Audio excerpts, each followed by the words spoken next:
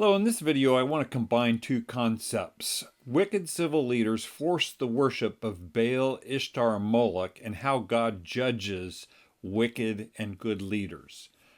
So as we've seen in this series already, God's evaluation formula for civil leaders is 1st and 2nd Kings and 1st and 2nd Chronicles, where these phrases of evaluation appear.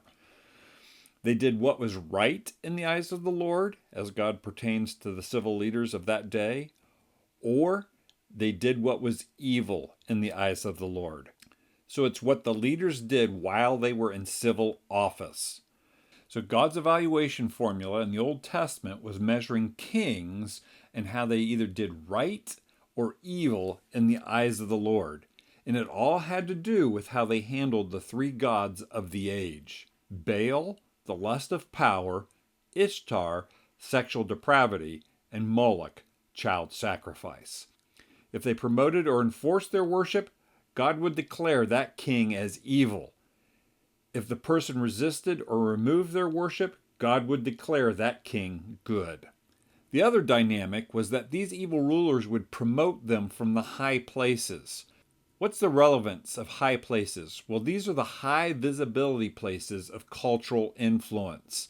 In this day and age, it's been said that the 7 mountains of cultural influence are government, education, business, media, arts and entertainment, church, and family.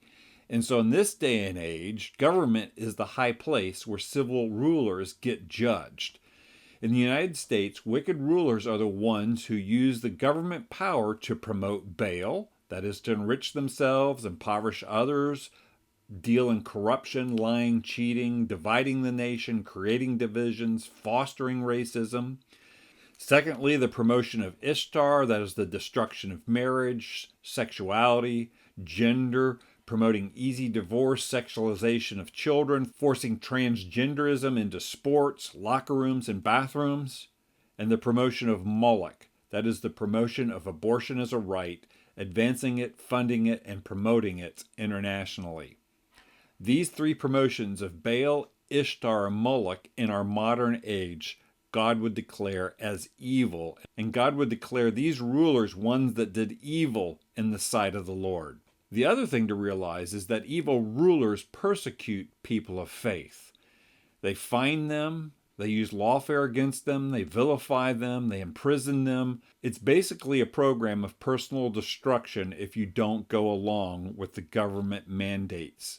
Orphanages, charities, hospitals, doctors, small businesses are forced to comply. People of faith practicing their faith can be persecuted by the government. Let's take a look at the stages of persecution real quick, because it's not just martyrdom. The stages of persecution begin subtly. They pester, badger, hassle, harass, hound, belittle, marginalize, mistreat, and bully. But it grows from there. They victimize, torment, oppress, abuse, cause financial injury, physical injury, taking of children, imprisonment, torture, and martyrdom. So when we talk about the stages of persecution, we need to be aware of this continuum and realize that it's happening in our own land. Here are just a few articles that I have collected on persecution in the United States in just a 6-month period. So if you're aware of that continuum of persecution, you can see it all throughout our culture.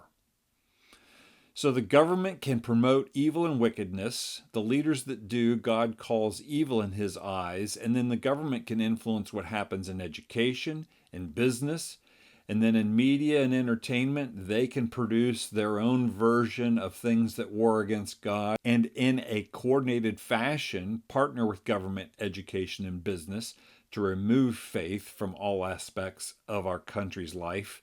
And ultimately, the destruction of the church and family is what they have in mind. The scriptures say, "For we wrestle not against flesh and blood, but against principalities, against powers, against the rulers of the darkness of this world, against spiritual wickedness in high places." So who stands up to the wicked? God asks this question. Who rises up for me against the wicked? Who stands up for me against evildoers? Be watchful, stand firm in the faith, act like men, and be strong. And I commend you to be a praying man also. Go to christiancivicstraining.org/prayer, and you'll find a page called Prayer, the Psalms of War, and many short videos on praying the battle psalms for this time and day and age in which we're in. Well, it's been said that strong men lead to good times lead to soft men lead to hard times, and hard times lead to strong men. I'm calling all pastors and men to stand up and contend for our faith. My name's Craig Seibert. Thanks for listening.